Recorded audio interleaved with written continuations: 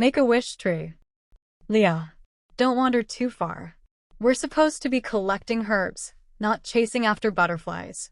Marco's voice echoed through the trees, a blend of concern and impatience. Leah rolled her eyes but couldn't help grinning.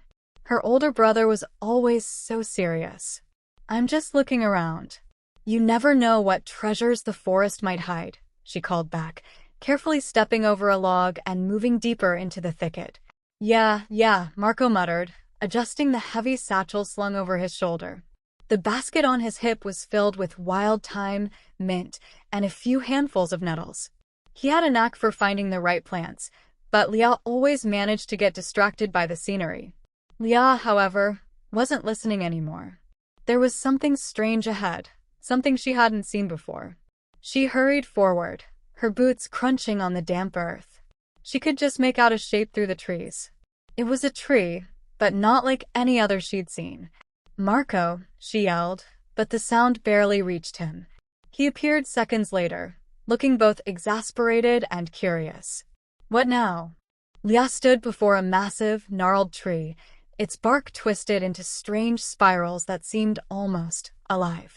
Its roots formed a natural archway, and the trunk was wide, with a hollowed-out center. But what really caught her attention was the face. "Marco, look." She pointed to the trunk where a face had seemingly emerged.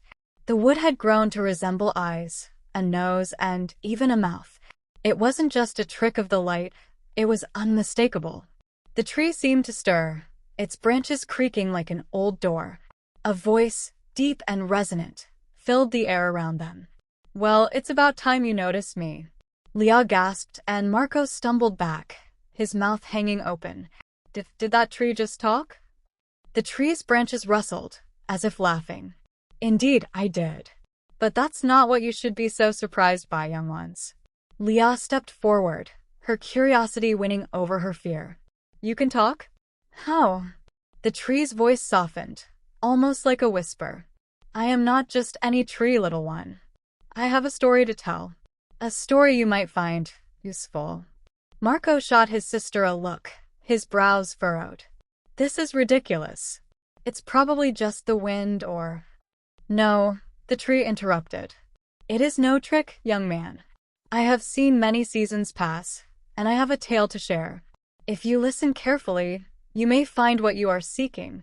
Leah turned to Marco, who was still clearly in disbelief but also intrigued. "Go on," she urged the tree. "We're listening." The tree's face softened, its eyes blinking slowly. "I was not always this grand, this ancient, this wise," it began. "I started as something much smaller, much more fragile.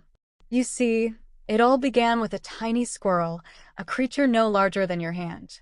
"A squirrel?" Marco repeated incredulously. "Yes, a squirrel.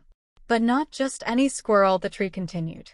"This squirrel, her name was Arda, was a bit different from the others. She had an adventurous spirit and a penchant for finding the most unusual things." Leah leaned in, captivated by the tree's words. "What happened?" The tree sighed, its branches swaying gently. "One day, Arda found a strange fruit, unlike anything she had ever seen before. It was small, golden, with seeds that shimmered like stars. She ate the fruit, unaware of its magic." "Magic?" Marco scoffed, but his curiosity was piqued. The tree's face seemed to deepen with sorrow. "Yes, magic. That fruit was no ordinary thing. It was the last of a kind that had been hidden in the forest for centuries. The fruit's seeds held power beyond measure, power to change the very nature of the land. When Arda ate it, she unknowingly left the seed behind, and from that seed I grew." "You came from that seed?" Leah asked, wide-eyed. "I did," the tree replied. "And as I grew, I learned of the fruit's power. But I also realized that I was not just a tree. I was a guardian. A keeper of the wishes that could be granted by those who sought me out. And those wishes, well, they could either bring prosperity or ruin." Marco shook his head. Wait. Are you saying that you can grant wishes?" The tree's branches seemed to stretch higher, as if emphasizing its words. "Not just any wishes. Only those who truly understand the magic can make them." You must ask with a pure heart, not for wealth or power, but for something greater, for the good of others, for your community, for balance. Liao thought for a moment, then spoke. So, if we were to make a wish, how would we do that? What should we ask for? The tree's face grew thoughtful. It's not as simple as you might think. The right wish must come from the soul, not the mind. And before you make that wish, you must first understand why you wish for it. Marco frowned. So you're saying we can't just ask for gold or fame? No, the tree replied firmly. Those are hollow wishes. They are fleeting, and they lead to nothing but emptiness. True prosperity, true change, comes from within. If you wish for something that will help your village, that will help the people around you, then you might find yourself worthy of such a wish. Liao glanced at Marco, who seemed to be deep in thought. She could feel the weight of the tree's words, like a secret waiting to be unlocked. The forest around them seemed to quiet, as if waiting for something. What do you think? Liao whispered to Marco. Marco hesitated. I don't know. I mean, we've always been told that we have to work hard for everything.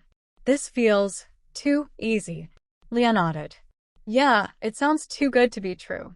But maybe we could use it to help the village, to help our family. We've struggled a lot, and maybe this is a chance. The tree, sensing their uncertainty, spoke again. I can feel the conflict in you. But remember, young ones, you are not bound by this tree's gift. You must decide for yourselves. Do you wish to seek prosperity, not for yourself, but for those you love? Marco's eyes softened. I want to help. I want to make sure we don't struggle anymore. But how can we do that? The tree smiled, its branches reaching toward the sky. Ask with your heart. And remember, the choice is yours. Liao took a deep breath. I think we should make a wish.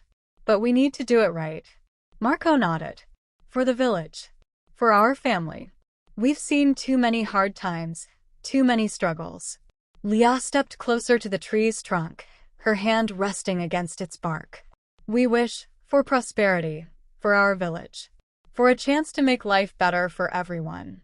The tree's face softened, its eyes glowing with warmth. Your wish is heard. It will be granted. But remember, every gift comes with a responsibility. Use it wisely. The ground trembled slightly, and a soft breeze swirled around them. The air shimmered, and for a brief moment, the forest felt alive, buzzing with energy. The tree's voice whispered one final time. May your hearts remain pure. And may the winds of fortune guide you. Liao and Marco stood still for a moment, stunned by the tree's words. It felt as if time had stopped, and yet, something inside them had changed. Well, Marco said, breaking the silence. I guess we should head back to the village. We've got some herbs to sell. Liao grinned. Yeah. And maybe, just maybe, things will be different from now on. As they turned to leave, the tree's face watched them, its branches swaying gently in the breeze. It had done its part. Now, the siblings had their journey ahead of them.